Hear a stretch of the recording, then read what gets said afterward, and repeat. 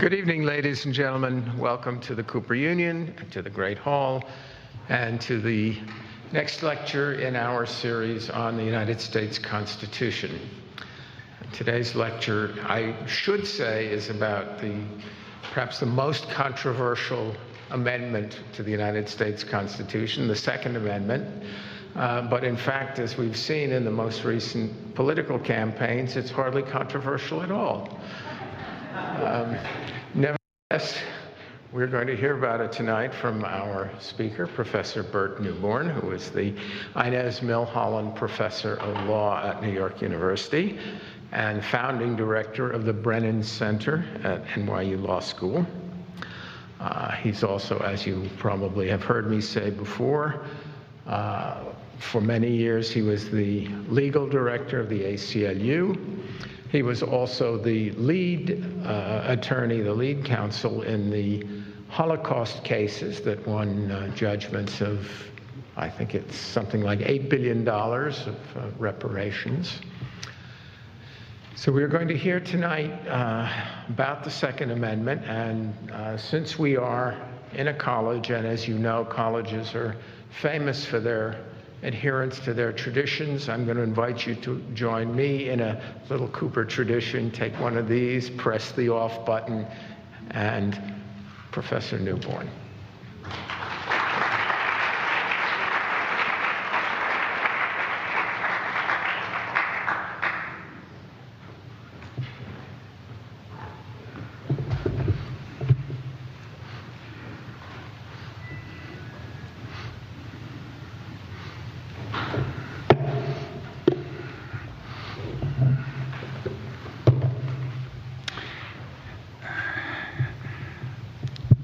Welcome back. Thank you for coming. I hope that you and those close to you endured the suffering and dislocation caused by Hurricane Sandy without too much loss and too much discomfort, and that your lives are returning to normal. And I'm grateful that with all the disruption that you found the time to join us tonight. And I'm sure I don't have to say this, but I think it's important to keep saying it. Our hearts go out to the victims whose losses, human and material, are so much more tragic than our own, and we should keep them in our thoughts. The after effects of the hurricane forced the postponement of last week's talk until tonight. And I'm going to try to make up for lost time by condensing the two final lectures, the 9th and 10th Amendments, Federalism and Separation of Powers, into a single lecture on December 13th. But don't worry, I won't leave anything out. I'll just talk twice as fast. I also feel it's necessary, because I think anybody who speaks in public has to be absolutely honest about things. It's necessary for me to announce a change in my position on campaign finance reform. You remember in the second and third lectures, I said that I thought Citizens United might have been the worst case decided that I can ever remember, and that money was a dreadful thing in the elections, and it was destroying the egalitarian nature of our democracy. I'm now beginning to rethink that position. I now actually am toying with the idea of compulsory spending at the one that everybody in the top 1% of the economic population should have to spend lots of money on the election, because I think in the long run it may be the best redistributionist system that we have in the country. It's better than taxes. When you think of Sheldon Adelson putting $10 million back into the economy, and Linda McMahon putting $100 million back into the economy during those years, maybe I've just been wrong. Who knows? Okay. Tonight we turn to the Second Amendment, the right to keep and bear arms. As you know, one of the overriding theses of this lecture series has been that Republican and Democratic justices tend to decide hard constitutional cases in characteristic ways by using characteristic value packages that Republicans or Democrats will have to break ties in close cases. And I've said in the first lecture that there's nothing wrong with that. Indeed, it probably is the only way that they can break a textual tie when there's no real precedent. They have nowhere else to go but their values. And that the Republican justices will tend to use autonomy as their prime value, and the Democratic justices will tend to use some other community value, often equality, sometimes communitarian values, as their prime value. There's no stronger example of that thesis than the way the 9 current justices read the Second Amendment. The 5 Republican justices, as we'll see, read it as an autonomy amendment, guaranteeing individuals the right, as part of their individual autonomy, the right to own and use a gun. Democratic justices view it as a communitarian idea, saying, yes, you can have a gun, but not to use by yourself. It's supposed to be used in connection with an organized force that's designed to protect the community. And they break down 5-4, Republican and Democrat, as long as you accept my thesis that Stevens is an honorary Democrat. They break down 5-4 on that, and there just isn't a stronger example of my general thesis than the Second Amendment. Now, given my disagreement, and I'll make it clear as we go forward, given my disagreement with both the Republican and Democratic readings of the Second Amendment, the title of tonight's lecture should really be The Second Amendment, Its Cause and Cure. But that wouldn't be scholarly, and it wouldn't be fair to James Madison, who awarded the Second Amendment pride of place immediately after the iconic First Amendment, and he did it for a good reason. If, as I argued in Lecture 3, we have to read the Bill of Rights, or we should attempt to read the Bill of Rights as a poem, as an integrated whole, we must respect Madison's placement and his reasons and seek to integrate the Second Amendment into the modern fabric of American life as a vibrant and important aspect of our current freedoms. That's the enigma of the Second Amendment that I'll discuss tonight. Now, public concern over gun-related violence in the United States usually centers on horror stories like the Columbine or the Aurora massacres, or the attempted assassination of Congresswoman Gabby Giffords, or the Texas bell tower shootings, where psychopaths use easily accessible guns with massive killing power to murder large numbers of innocent bystanders. The NRA would like you all to believe that that's the problem. The NRA would like you to believe that the real problem is that there are a couple of bad apples in the country that get their hands on guns and kill large numbers of people. And if we could only stop the bad apples, then we would cure our gun problem. Now, they don't tell us how to do that, but their rhetorical argument is guns don't kill people, criminals kill people, or psychopaths kill people, or psychotics kill people. Now, since the only way that the psychotics can kill people is to get the gun, the NRA argument is absurd on its face. But the issue is much deeper than that. It's not a problem with just a few psychopaths. Our problem with gun-related violence in this country isn't just about a few psychopaths with lethal weapons. It's far more deeply ingrained in an American society where 34% of all households report ownership of one or more guns. The figure rises to 80% in states like Montana, where the massive tide of legal and illegal, lawful and unlawful weapons can inundate an entire neighborhood, indeed an entire city. Now here's a statistic that absolutely stunned me. The United States has 5% of the world's people and 50% of the world's guns. As a nation, we experience 10.2 deaths from gunshot wounds per year per 100,000 persons, the 11th highest per capita gun fatality rate in the world. Colombia is first, Mexico ranks above us, 9 of the 10 countries that outrank us in per capita violence, gun violence, are Latin American countries like Colombia and Mexico, or Caribbean countries like Jamaica that are deeply mired in the illegal gun trade. Now, translating those abstract statistics into real-world experience, if you lived in an American town with 250,000 people, more than 25 of your neighbors could be expected to die each year from gun-related causes, murder, suicide, or accident. More than half would be 20 years old or younger. And if you lived in Mississippi, the number would rise to 50. In some areas of the country, like Virginia and Washington, D.C., more people die from gunshot wounds each year than from automobile accidents. We also experience more than 200,000 reported non-fatal gun-related injuries each year. 10 years ago, it cost an average of $17,000 an incident to treat each non-fatal gunshot wound. It's probably far higher today.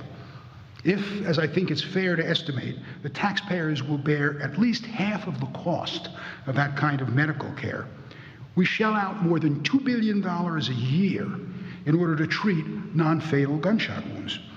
Now, with those numbers, the fatality numbers and the accident numbers and the cost numbers, if you were to substitute the phrase gun virus for gun, it would trigger a nationwide medical emergency. Institutes would spring up overnight to eradicate the gun virus. Government funds would flood university environments to encourage research on the gun virus.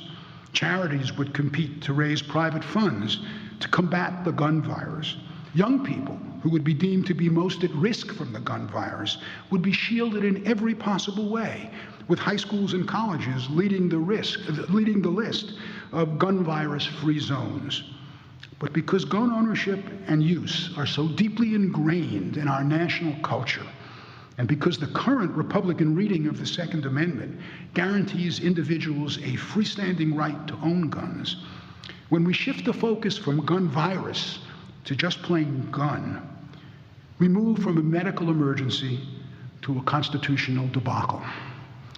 As it stands now in modern America, non-recreational ownership of guns and non-recreational gun ownership and use are not deemed social pathologies intimately linked to premature death and massive social and economic cost. Instead, owning a non-recreational firearm, and I say non-recreational because I'm trying to distinguish between an ordinary hunting rifle and the kinds of guns that we really are dealing with.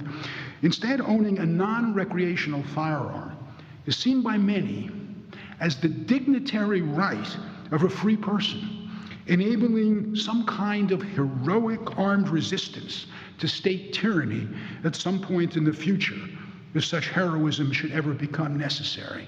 In other words, a teenage boy's dream about what he'll do in the world. Some years ago, I worked on a Supreme Court free speech case called Woolley versus Maynard, defending a New Hampshire resident who went to jail rather than display the mandatory state motto on his automobile license plate of "Live free or die." After a long legal odyssey and 2 15-day jail sentences, the guy finally won. Supreme Court reasoned correctly that the First Amendment, under the First Amendment, government-compelled speech is just as bad, it's probably even worse than government-suppressed speech. Now, I wonder, though, given the way we use guns in this country, whether the motto shouldn't have read, "Live free and die." What can we say? What can we say about a Republican Constitution that turns non-recreational gun ownership into an act of sublimated revolutionary heroism, but does not protect the right to vote, does not protect the right to fair representation, and does not protect the right of a Native American to use peyote in a religious ceremony? It doesn't have to be this way.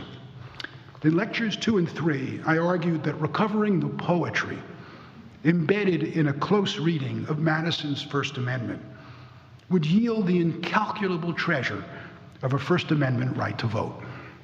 Last week, I argued that embracing Madison's understanding of the two sides of divine madness would lead to the adoption of the democratic constitution's intense protection of freedom of and freedom from religion.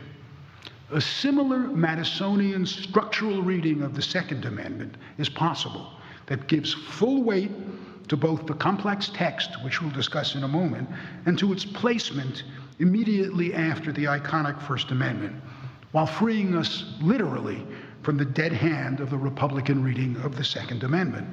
Now, before exploring the legal debacle that is the Republican Second Amendment, and considering possible alternative readings of the text, I think an important policy caveat is in order. Substituting a new reading of the Second Amendment will not solve our gun problem, any more than our drug problem has been solved by laws. Much, perhaps most, of the violence associated with guns in our urban areas is caused by illegally possessed weapons used in connection with drug-related violence or some other illegal activity. Outlawing possession of guns, even of certain lethal kinds of guns, entirely would not take the unlawful guns out of circulation. In fact, it might relatively empower precisely those segments of the population who are willing to break the law to obtain and use a gun. And while the empirical data indicates that successful use of a firearm as a means of self-defense against crime is virtually non-existent. Indeed, gun possession appears to put the owner at much greater risk. The psychological implications of widespread compulsory disarmament of the civilian population can't be ignored. Whether we should seek to disarm Americans while criminals continue to possess arsenals of unlawful weapons is an important political issue that has to be confronted no matter what the Second Amendment says. But the current reading of the Second Amendment prevents us from doing anything about the problem. Even if we can't solve the problem, the current reading of the Second Amendment freezes our ability to do anything constructive. For example, legislation limiting gun purchase or ownership or importation or manufacture, especially if it were aimed at particularly lethal forms of firearms, like assault rifles, high-powered automatic pistols, would put a dent in the ever-increasing manufacture and importation of massive numbers of particularly lethal guns that fuel the illegal gun trade. And it would lessen the likelihood that psychopaths and adolescents would find an easy road to gun ownership. And finally, it would dramatically reduce the incidence of accidental firearm deaths and put the major mode of impulsive suicide beyond the reach of most persons. So why not just ignore the Second Amendment and authorize urban areas to outlaw or radically limit the ownership of guns and ammunition not traditionally linked to recreational use? Let Montana keep its hunting rifles and shotguns, but let New York City, Los Angeles, Chicago, Miami, Houston, New Orleans, Philadelphia, and the District of Columbia, our own gulag archipelago of gun violence, attempt to cope with their gun crises free of the Second Amendment. The problem is, of course, that Madison put the Second Amendment there, where it is in the constitutional text, for a reason. Its placement immediately after the iconic First Amendment is part of the poetry of the Bill of Rights. Ignoring it is just not an option, unless we are willing to subject the rest of the Bill of Rights to a similar risk of majoritarian veto. Now, as I suggested in Lecture 3, Madison carefully ordered the 6 textual ideas of the First Amendment: establishment, free exercise, speech, press, assembly, and petition, to recapitulate the life cycle of a democratic idea, with the ideas beginning in the interior conscience of the free citizen and ranging through 3 concentric circles of increasing public involvement: public articulation through the speech clause, mass dissemination through the press clause, political organization through the assembly clause, and culminating with the petition clause in formal interaction with the state to get the idea adopted. In short, Madison imagined the First Amendment as a living tableau of the tolerant and vibrant democracy he and the founders hoped to bring into existence. And I suggested as well in Lecture 3 that Madison ordered the Second through Eighth Amendments as a precisely organized compendium of the most serious armed threats to the ideal First Amendment on the Hill that he was trying to found. Military overthrow and occupation were seen by Madison as the two most serious perceived armed threats. That's why they are in the Second and Third Amendment. They are the highest ranked armed threats.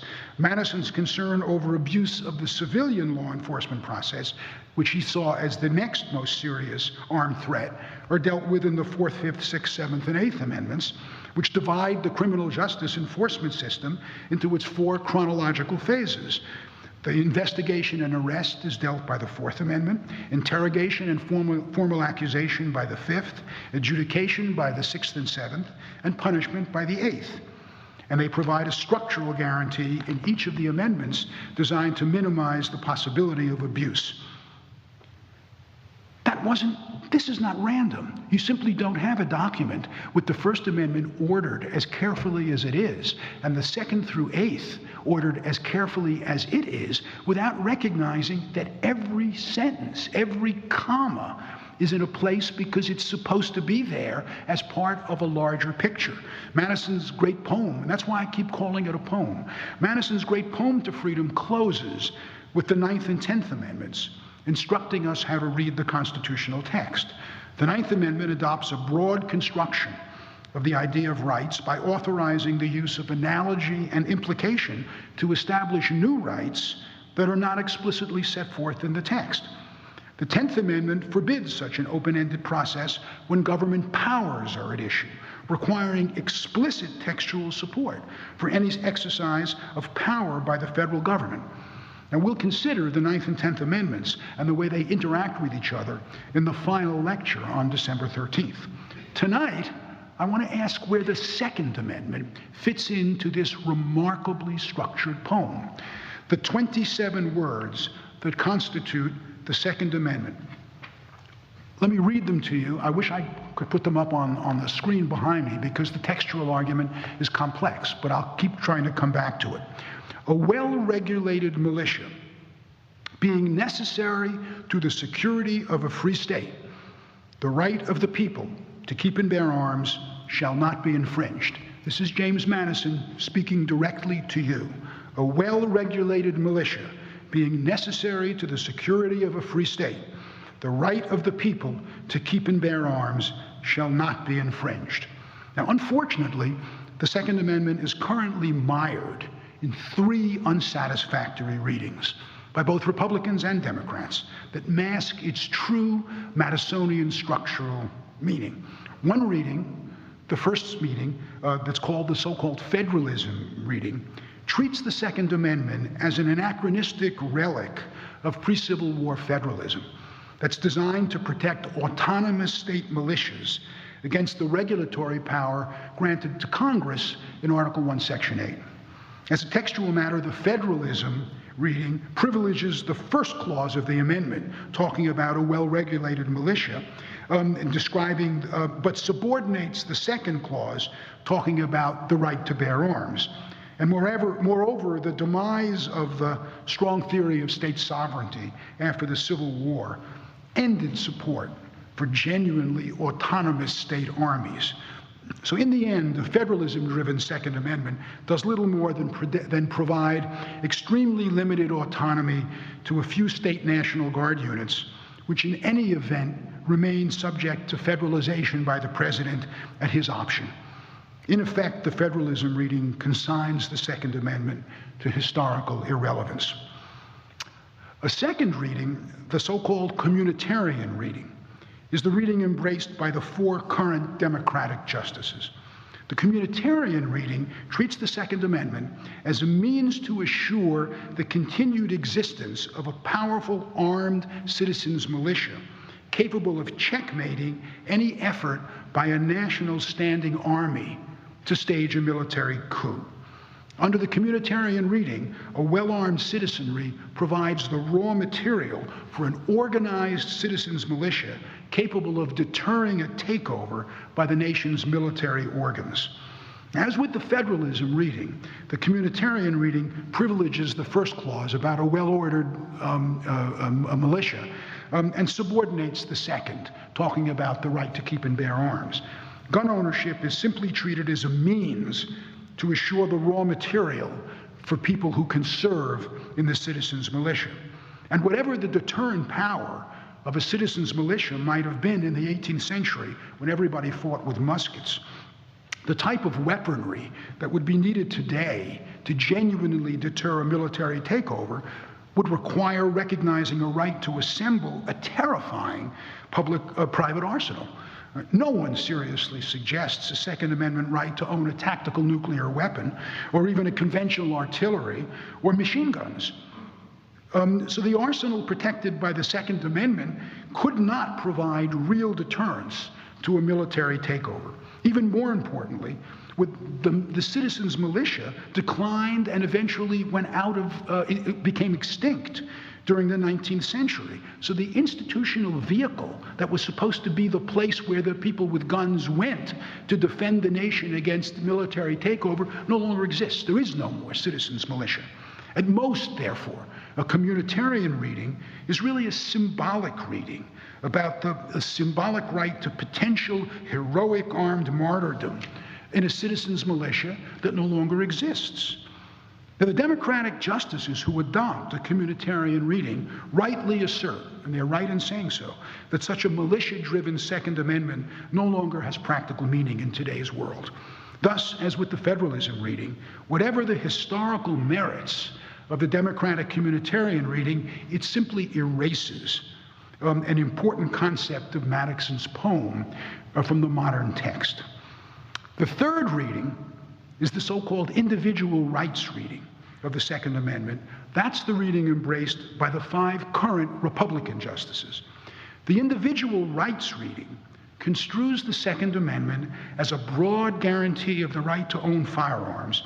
An individual right have nothing to do with membership in an armed force of citizens and an individual right that survives the historical demise of the well-regulated citizens' militia.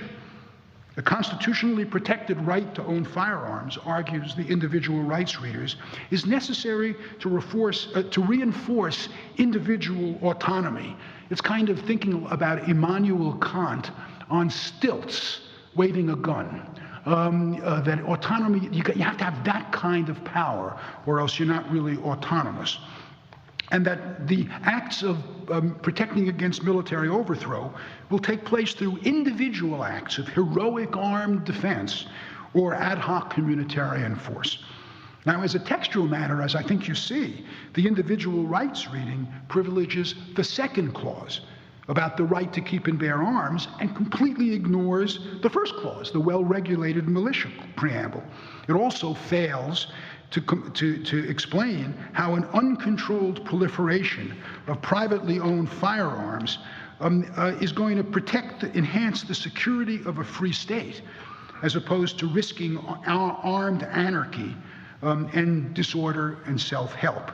Let me read the text again so that now you have the 3 possible readings: federalism, communitarianism, and libertarianism. A well-regulated militia being necessary to the security of a free state, the right of the people to keep and bear arms shall not be infringed. As a text, I fear that all 3 readings, all 3 current readings, they either protect too little or they protect too much. The federalism reading simply erases the Second Amendment from the text.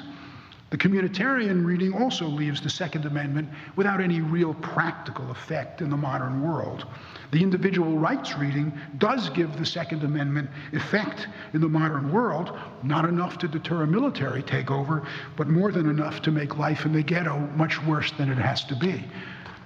Fortunately, there's a 4th reading, a reading that I call the egalitarian reading, that does justice to both clauses, to the well-regulated militia clause and to the keep and bear arms clause, and gives real meaning to the Second Amendment in today's world and coincides exactly with Madison's purpose in giving the Second Amendment such a prominent place in his poem to democracy and freedom. Read as a structural guarantee of the right to keep and bear arms by serving in the nation's formal organs of armed coercion, the army, the police, whatever federal law enforcement agencies there are, the organs of armed coercion that exist today and that have supplanted the 18th century militia. We don't have an 18th century militia anymore. We have an army, we have police forces, and we have federal law enforcement officials. The Second Amendment could recover the vibrancy and the significance of its original role as one of the most important provisions of the Bill of Rights. Thus, when Madison's Second Amendment protects the people's right to keep and bear arms in the context of a well-regulated militia designed to assure the security of a free state, it assures that the organs of armed coercion in the nation remain genuinely representative of the body of citizens they serve. Madison understood that the greatest threat to a democratic polity is the emergence of a powerful military force that is not fully representative of the people it is theoretically designed to serve. He realized that such a non-representative military would not hesitate to turn on a people that it purported to serve because it felt divorced from them. That's why the body of the 1787 Constitution limits military appropriations to 2 years, requires all military appropriations to originate in the House of Representatives, bars active duty military officers from serving in Congress, provides that a civilian elected president is commander-in-chief of the armed forces, and gives Congress the exclusive power to declare war.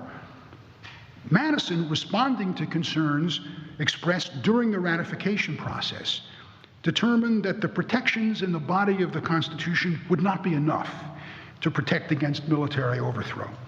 He responded by drafting an amendment protecting the entire population's right to keep and bear arms as participants in a universal and well-regulated militia.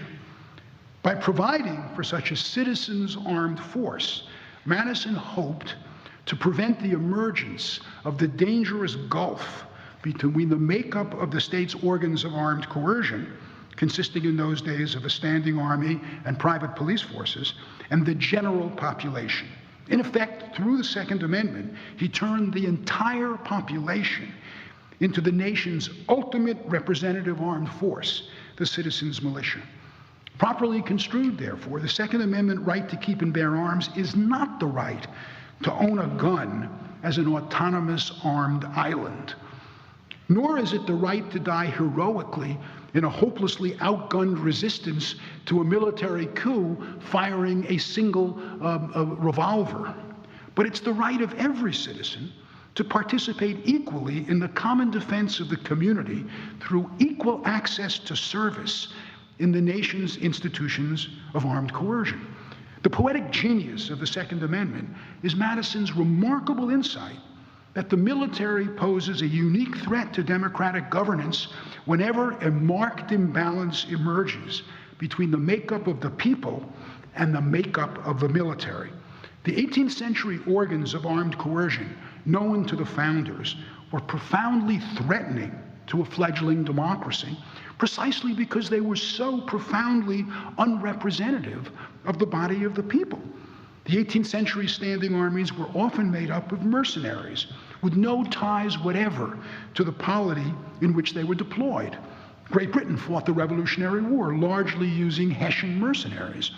Even when drawn from the indigenous population, the 18th century military, especially the officer corps, was a caste apart that routinely excluded disfavored segments of the population, especially religious dissenters and the poor, to say nothing of women. Similarly, law enforcement, civilian law enforcement, in the 18th and early 19th centuries was primarily a private responsibility. There were no organized police forces until the middle of the 19th century. And the private responsibility led to self-help by the powerful and the persistence of privately financed, wholly unrepresented armed bands that often acted as nothing other than vigilantes. Finally, the 18th century had a concept of select militias, drawn from a narrow slice of the population. Select militias were exactly what the anti-federalists were afraid of, that would be able to overturn the democracy because they were formed by a small group of people representing a small element of the democracy. Now, faced with the threat that such unrepresentative institutions of armed coercion might overthrow the new democracy, Madison turned in the Second Amendment to a well-regulated militia open to all as the ultimate universal democratic deterrent to armed oppression by a military faction representing only a fraction of the nation.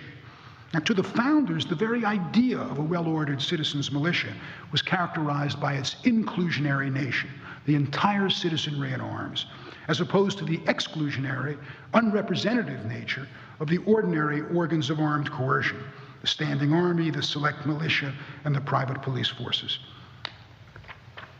Thus, the real antidote to armed subversion provided by the Second Amendment is an assurance that the dangerous gulf between we the people and the members of the organized armed forces of the state would be bridged by a universal citizens' militia capable of defending the democratic whole against an attack by any of its parts. The founders understood that a group systematically excluded from bearing arms will inevitably be treated as second-class citizens and will fall prey to public mistreatment and private terror, both because they have been disarmed and are unable to protect themselves, and because the non-representative organs of armed coercion feel no obligation to protect them because they're deemed outsiders. The 19th and 20th century story of blacks, gays, and women in the United States as political outcasts and victims of private and public violence dramatically illustrates the consequences of being excluded from participation in the organs of armed coercion. Nowhere is the wisdom of Madison's understanding better illustrated than by the tragic relationship between Afro-Americans and armed force. Initially enslaved by armed force, between 1501 and 1850, more than 10 million black slaves were forcibly introduced into the Americas, almost exclusively from Africa. Black Americans were not permitted to serve in the military until 1862. Once the Civil War was won, they were excluded from the officer corps. Even when they served, it was in segregated battalions consigned to second-class status. The United States fought the lunacy of Nazi racism with racially segregated armed forces. Black Americans were also systematically excluded from professional police forces that emerged after the Civil War. At the same time, they were the sustained target of private armed mobs like the Ku Klux Klan. And the history of women and gays excluded from service in the organs of armed coercion and consequently prey to public and private terror parallels the black story. It was not until the desegregation of the armed forces by President Truman in 1947 that racial barriers were removed to equal service in the military by blacks. And after a generation of struggle, gays have finally achieved a formal right to serve in the military, but their right hangs by a thread. Women have finally achieved the right to serve, but still face major restrictions on the nature of the military duties they're allowed to perform. Now, even today, equal access to police forces for blacks, gays, and women remains enormously difficult to achieve, rendering them more vulnerable to private and public terror than their white male neighbors. Madison's brilliant insight that a universal citizens' militia was needed to checkmate a non-representative standing army did not survive Napoleon and the American Civil War. The rise of a citizens' army under Napoleon and the tragic perfection of an entire nation in arms during the American Civil War and the invention of universal military conscription in the 19th and 20th centuries eliminated the 18th century specter of an alien and unrepresentative military standing apart from the citizenry. After Napoleon, the so-called standing army was made up of the entire people in arms, a 19th century hyperversion of the old citizens' militia. Similarly, the widespread establishment of professional, democratically controlled police forces in the 19th century lessened the risk from privately armed sectarian enforcers. When the army and the police force are made up of the community and are subject to democratic control and governance, a citizens' militia is no longer needed as a deterrent. The 19th century shift to at least nominally representative democratic institutions of armed coercion drained Madison's idea of a universal armed citizens' militia of its functional importance. In a real sense, the citizens' army and the democratic police force became the universal citizens' militia in random microcosm. Originally conceived as a check on the unrepresentative organs of coercion, the militia's theoretical role atrophied when the very institutions of coercion it was designed to check evolved into a democratically representative citizens' army and a professional, democratically accountable police force. And it left the Second Amendment entangled in its ruins.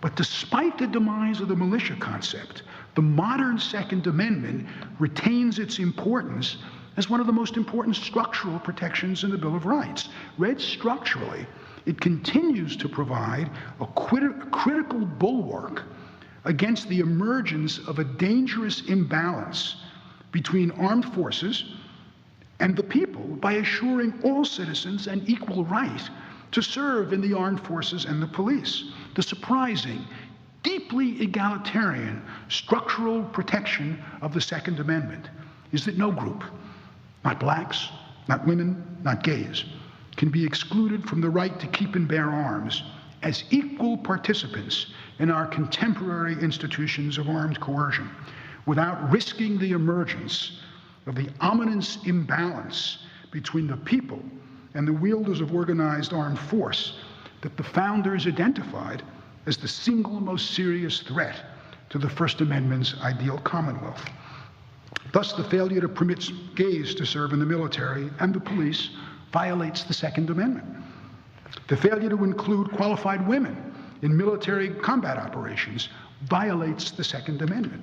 Indeed, any rule that excludes a qualified segment of the citizenry from service, equal service, in the nation's armed organs of coercion creates exactly the ominous imbalance between force and freedom that Madison's Second Amendment is designed to protect. Unfortunately, not a single one of the current Supreme Court justices appears to recognize Madison's structural plan. In Heller versus District of Columbia, the most recent important decision on this issue, a 5-justice Republican majority invalidated a flat ban on the possession of handguns in the District of Columbia, reading the Second Amendment as creating a freestanding individual right to possess weapons, using the individual rights reading of the Second Amendment. The 4 Democratic justices dissented, reading the Second Amendment as an anachronistic protection of a long-abandoned 18th century citizens' militia. None of the justices espoused an egalitarian reading.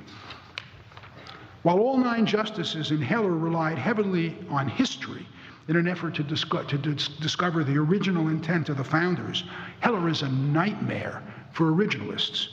For the reasons I canvassed in Lecture 1, massive historical research by both sides produced what it usually produces in these cases, a tie, which was necessarily broken by the justices' values.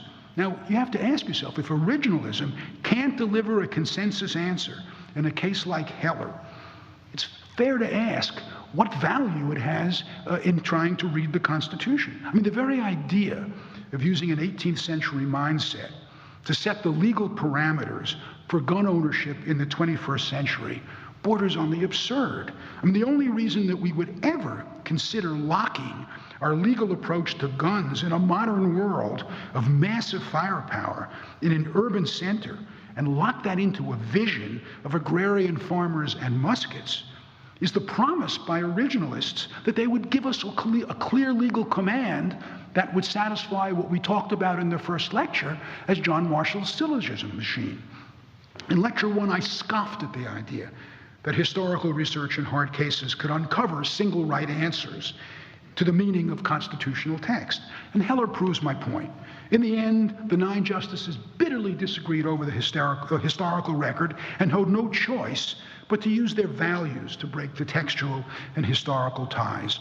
Justice Scalia, writing for the majority, argued that when in doubt, the court should adopt the reading most protective of individual autonomy, an approach fully consistent with the Republican value package that privileges autonomy as a prime value.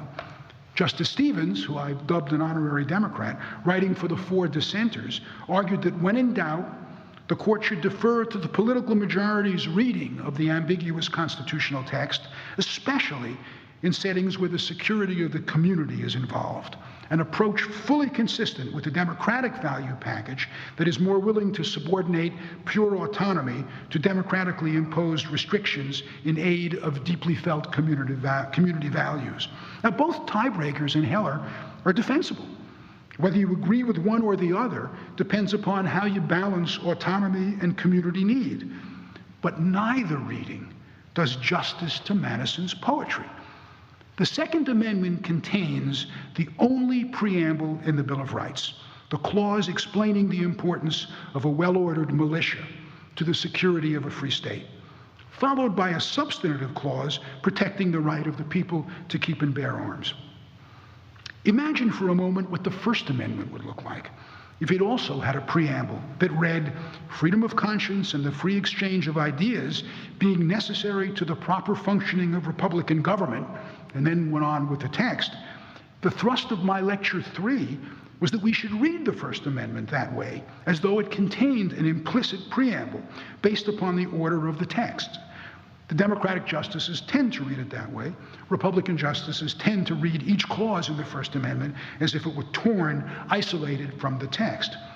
A Madisonian reading of the Second Amendment that seeks to give equal weight to both clauses reveals a very different reading than the amendment that comes out of Heller. It reveals a deeply egalitarian Second Amendment that is neither a bad movie about heroic gun owners defending themselves with small arms fire against the armed might of the state, or an anachronistic vision of a wholly meaningless Second Amendment bypassed by time. A structural reading would recognize that the deep purpose of the Second Amendment was to ensure that the entire body of the people, Protestants, Catholics, Jews, Muslims, Hindus, Sikhs, and atheists, men, women, gays, and straights, retains the right to keep and bear arms as part of the modern versions of the citizens' militia, the citizens' army, and the community's police force, recapturing the crucial egalitarian role of the founders is envisioned for the Second Amendment as a prophylactic against the development of a dangerous disconnect between the organs of armed coercion and the people, especially disfavored segments of the people, is one of the greatest benefits of reading the Bill of Rights poetically. It may be too late. The train may have already left the station. Because remember, when we were talking in Lecture 1, I talked to you about the consensus constitution that emerges when precedents are clear, and then we have to go on and do something else. We can't keep re-arguing the same issues over and over again. Well, the precedents are now clear. I think the Supreme Court made a terrible mistake, but the mistake is now embedded in the law. And one of the real issues that we're going to have to cope with is whether it's too late to try to persuade them to back up and recognize the Madisonian poetry that they overlooked when they first read the amendment as they did in Heller. If that fails, and I think it probably will fail, because I think stare decisis is important. Just like I stand up there and beg them not to overturn Roe v. Wade because it's a precedent and you can't overturn a precedent, someone is going to stand up there and beg them not to overturn Heller because it's a precedent and you can't overturn a precedent. And we can't pick and choose when we use stare decisis and when we don't. So as a principled matter, it may be too late to impose a Madisonian reading, but it's not too late to do something important, because Heller leaves open a crucial question. Heller leaves open the question of what the standard of review is going to be in Second Amendment cases. There are three possibles, but two generally used standards of review. As we saw in the third lecture with the First Amendment, the standard of review we used in First Amendment cases is called strict scrutiny. It says we trust individuals, we don't trust the government. So if you're going to regulate speech, you better show us that you have some enormously important reason for doing it and that there's no other reason to do it. And if you can't prove that to us, we're not going to let you regulate speech. If they adopt that standard, a strict standard of review in Second Amendment cases, it will become impossible to regulate firearms, just as it is impossible to regulate speech. We want it to be impossible to regulate speech, but it will become impossible to regulate firearms. The alternative standard is the standard they use in economic regulation cases, which is to say, look, as long as you have a rational reason for doing what you're doing, it's okay, go ahead and regulate the market using rational basis scrutiny. As long as the legislature had a rational reason for acting, we'll uphold that. And that's because in market regulation cases, they trust the regulators, but they don't trust the market participants. So they've inverted the conceptions. Remember in the last lecture, I called it the reciprocal assumptions that operate between the relationship between the individual and the government. Unless they adopt something like a reciprocal assumption that says we trust regulators, but we don't trust people with guns. Unless they do something like that, we're going to be saddled with a strict scrutiny standard that makes regulation impossible. My prediction is that they're not going to do that. My prediction is that they will allow us to continue to regulate guns under some standard that may be slightly higher than rational basis, but it will be considerably under strict scrutiny. It'll be an intermediate standard that we still have to sketch out. But that's the trench warfare battle that lawyers are going to have to fight in the next 4 or 5 years about what the review will be. And my plan, my hope, is to continue fighting to get them to recognize Madisonian poetry. But if I can't turn them into poets, at least I don't want to turn them into angels of death. Thank you.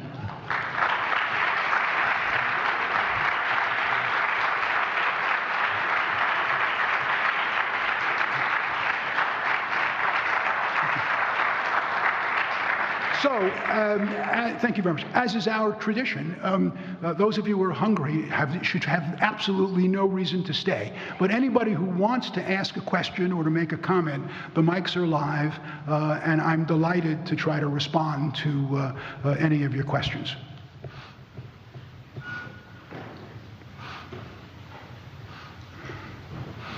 Yeah, go ahead. If the individual autonomy standard is read on anything other than a strict construction, if I follow you correctly, why couldn't I buy a machine gun or even a tank? Well, there are, terrifyingly enough, if you go on the web, you'll find guys who are making that argument and who take it all the way to tactical nuclear weapons. They want their own Air Force, they want their own bazookas. Here's the way the Supreme Court gets around it. It's an intellectually dishonest way, but here's the way the Supreme Court gets around it. The Supreme Court justices say, oh, I just realized there's this preamble, and it says well-ordered militia. So it's only the kinds of weapons that the militia used to use that are protected. You're laughing. That's what they do. I have to do this every day. I have to stand up there and not laugh. So that's not fair. You can't laugh if I can't laugh. But that's what they do. That's exactly what they do. They link the kind of weapon that is protected by the individual rights reading to the kind of weapon that would have been protected in 1789, and they say, what's the analogous weapon today? It's a handgun and it's a rifle. That's what the fight about assault weapons is all about. They're trying to ban assault weapons. And the gun kooks are arguing it violates my right to, I mean, you don't want to go hunting with an assault weapon. I mean, you can't bring any meat home. All you have is a riddled carcass full of lead. So it can't be used for hunting. What is it used for? And so the efforts to ban assault rifles will be the issue that will force them to decide that case. Someone will pass a statute banning an assault rifle, and that will then go up. And my prediction is they're going to say, We just looked at some pictures, and we can't find any militia people carrying assault rifles, so I guess they're not protected. So if there are any such pictures, suppress them.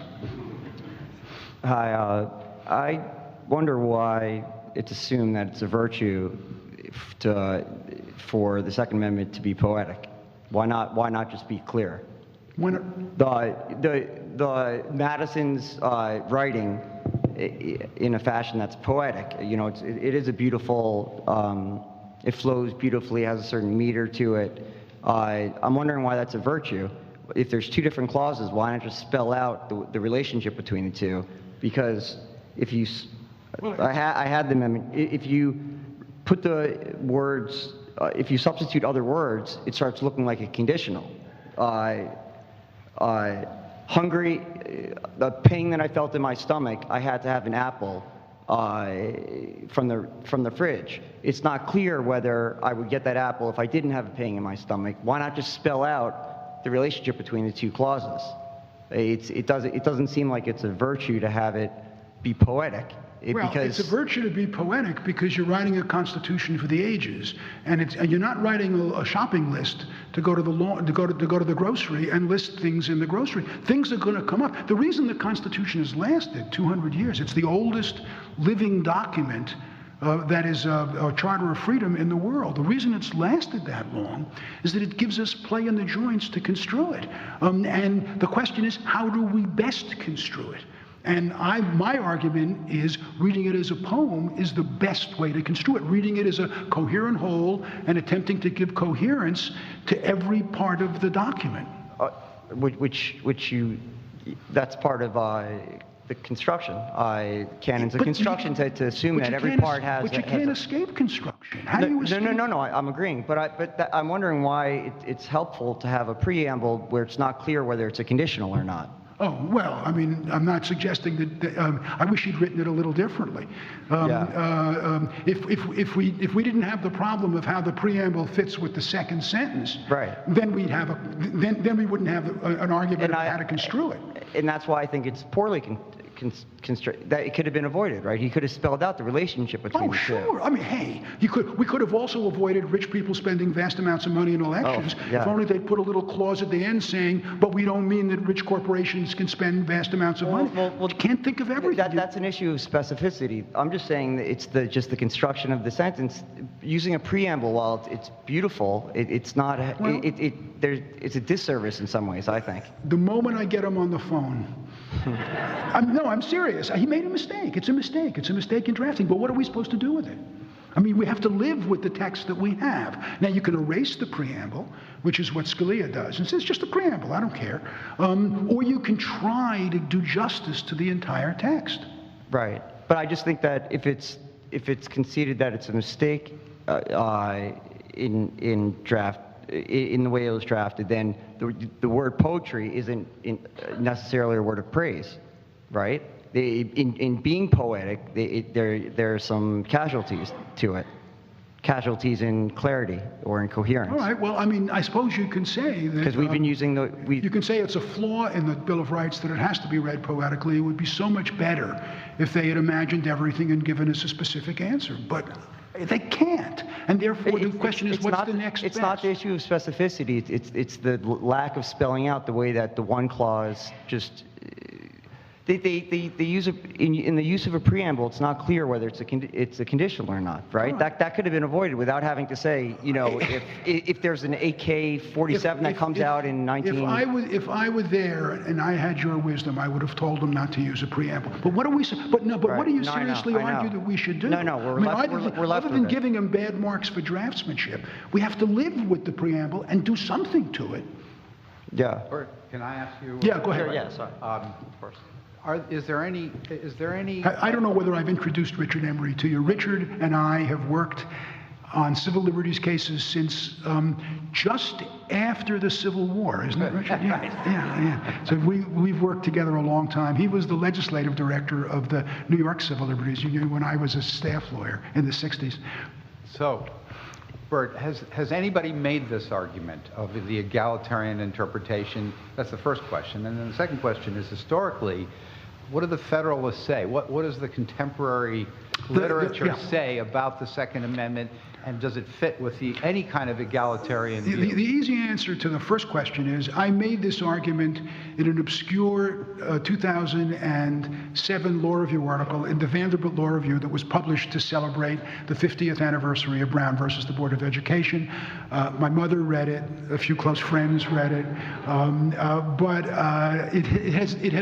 the press clause has not helped it get mass dissemination. So it's not it's an argument that I have to tell you, when I make the argument, the last time I made this argument was before the Federalist Society, which is the very conservative group of lawyers that over the years has come to dominate Supreme Court arguments. These are very conservative people who buy into Scalia's textual stuff. And I said to him, look, I'm going to double down on your text. I'm going to take the text really seriously. And I'm not going to let you tear little words out, look at it and read the words as though they're isolated things. I'm going to make you look at the whole text. And they loved it. They loved it until I told them it meant they couldn't have guns.